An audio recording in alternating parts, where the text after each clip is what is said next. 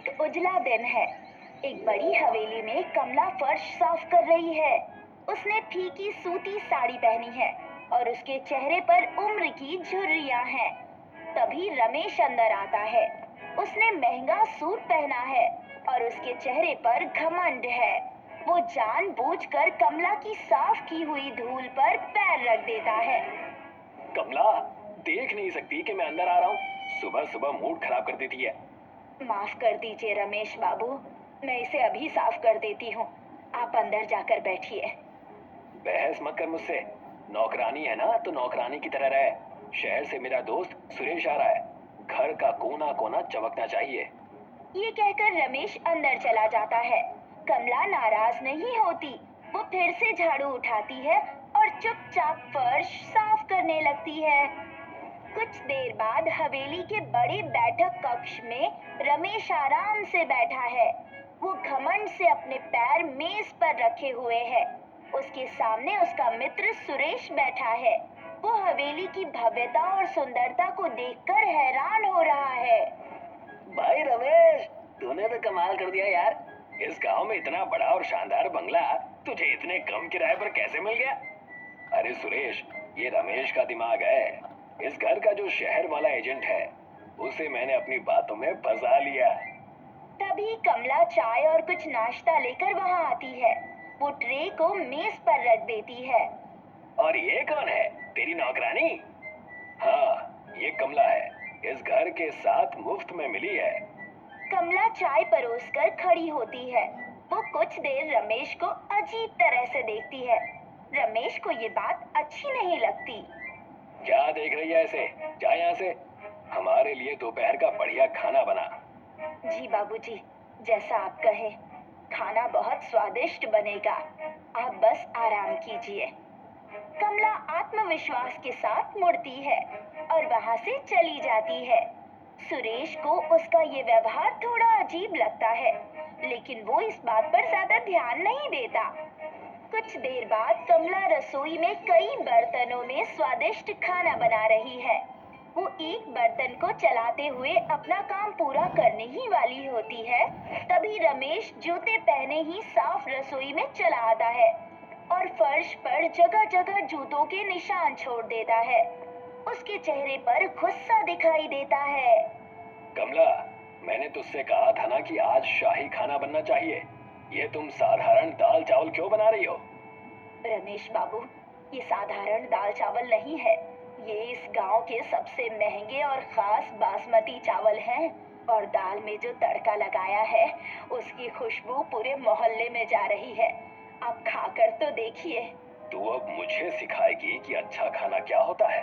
अगर दोबारा मुझसे जुबान लड़ाई तो इसी वक्त घर से बाहर निकाल दूंगा। याद रखना, इस घर का राजा मैं हूँ। कमला रमेश की ओर देखती है। उसके चेहरे पर सख्ती साफ दिखाई देती है। पहली बार रमेश थोड़ा घबरा जाता है और एक कदम पीछे हट जाता है। आप ठीक कह रहे हैं बाबूजी, मैं तो बस अपनी जिम्मेदारी निभा रही हूँ। आप गुस्सा मत कीजिए, खाना टेबल पर लग रहा है। रमेश गुस्से में कुछ बड़बड़ाता है, फिर मुड़कर रसोई से बाहर चला जाता है। कमला बस हल्के से मुस्कुराती है और फिर अपने काम में लग जाती है। शाम को रमेश और सुरेश महंगे कपड़े पहने गांव के बाजार से होकर गुजर रहे होते हैं। चलते हुए वो अपने आसपास के लोगों को तुच्छ नजरों से देखते हैं। तभी गांव के सरपंच रामलाल की नजर रमेश पर पड़ती है। वो उसे अपने पास बुलाते हैं। अरे रमेश बाबू, जरा इधर तो सुनिए। आपसे कुछ जरूरी बात करनी है, उस बड़े बंगले के बारे में। रमेश रामलाल के पास चला जाता है। सुरेश भी उसके साथ वहाँ पहुँच जाता है। हाँ कहिए रामलाल जी, क्या बात है? वैसे मैं बहुत जल्द उस बड़े बंगले को हमेशा के लिए खरीदने वाला हूँ। अच्छा, क्या आपको पता भी है कि उस बंगले का असली मालिक कौन है? मुझे क्या जरूरत है जानने की? मेरे पास पैसा है, मैं मुंह मांगी कीमत दे दूंगा। वो मालिक तुरंत मान जाएगा। रमेश बाबू, ज्यादा घमंड सेहत के लिए अच्छा नहीं होता।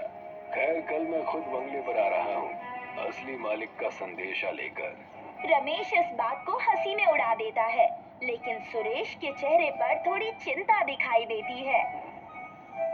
उसी रात रमेश और सुरेश खाना खा चुके होते हैं।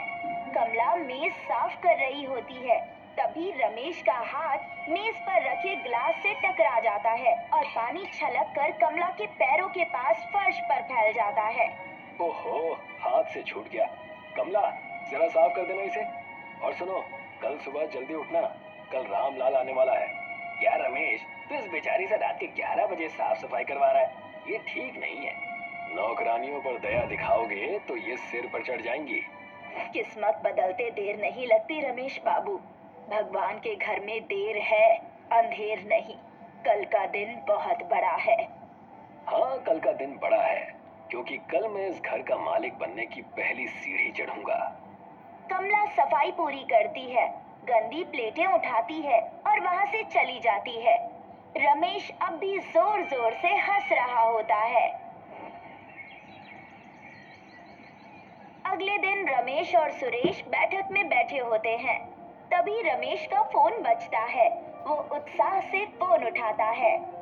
हेलो, हाँ शर्मा जी, क्या बात है? असली मालिक से बात हुई? रमेश जी, मैंने आपसे पहले ही कहा था कि उस प्रॉपर्टी का मामला सीधा नहीं है। असली मालिक आज खुद आपके पास आ रहे हैं। उनके पास सारे असली कागजात हैं। क्या? पर तुमने तो कहा था कि वो शहर के कोई बड़े रईस हैं। उनका नाम क्या है? मुझे माफ कीजिए रमेश जी, मालिक ने अपना नाम गुप्त रखने को कहा था। ये सुनते ही रमेश हैरानी से फोन की ओर देखने लगता है। उसे इस तरह देखकर सुरेश अपनी जगह से उठ खड़ा होता है। उसके चेहरे पर चिंता साफ दिखाई देती है। रमेश, मुझे कुछ गड़बड़ लग रही है यार। अरे डर मत सुरेश, जो भी होगा पैसे के सामने झुक जाएगा। तभी कमला वहाँ आती है। उसके हाथ में धुले हुए कपड़ों की एक बाल्टी होती है। उसने अपनी वही पुरानी फीकी साड़ी पहन रखी होती है। कमला, तू अभी के अभी इस जगह से गायब हो जा। देख अपनी हालत, इतने फटे और गंदे कपड़े पहनकर यहाँ घूम रही है। पर मालिक आएंगे तो उन्हें चाय पानी कौन देगा? चाय मैं बाहर से मंगा लूंगा। जा, बाहर मत आना, समझी? कमला का चेहरा सख्त हो जाता है, लेकिन वो खुद को संभाल लेती है। फिर वो वहाँ से चली जाती है। कुछ देर बाद रामलाल वहाँ आते हैं। उनके हाथ में एक सुंदर ब्रीफ केस होता है। रमेश उनका स्वागत करता है। आइए आइए रामलाल जी, मैं आपका ही इंतजार कर रहा था। बैठिए। आपके साथ असली मालिक नहीं आए? क्या वो रास्ते में है? रामलाल बैठते नहीं, वो हल्की मुस्कान के साथ ब्रीफ केस खोलते हैं और उसमें से जमीन के कागज निकालते हैं। रमेश बाबू, मालिक रास्ते में नहीं है। मालिक तो इस घर में पहले से ही मौजूद है। इस घर में है? क्या मतलब? रमेश, मुझे कुछ अजीब सा लग रहा है। ये झूठ तो नहीं बोल रहे? रामलाल आदर के साथ अपना सिर घुमाते हैं। मालकिन, सब कुछ तैयार है, कृपया आप बाहर आ जाइए। ये लोग आपका इंतजार कर रहे हैं। रमेश और सुरेश उत्सुकता से उधर देखते हैं। तभी पायल की छन छन की आवाज पूरे घर में गूंजती है। दरवाजे से कमला अंदर आती है।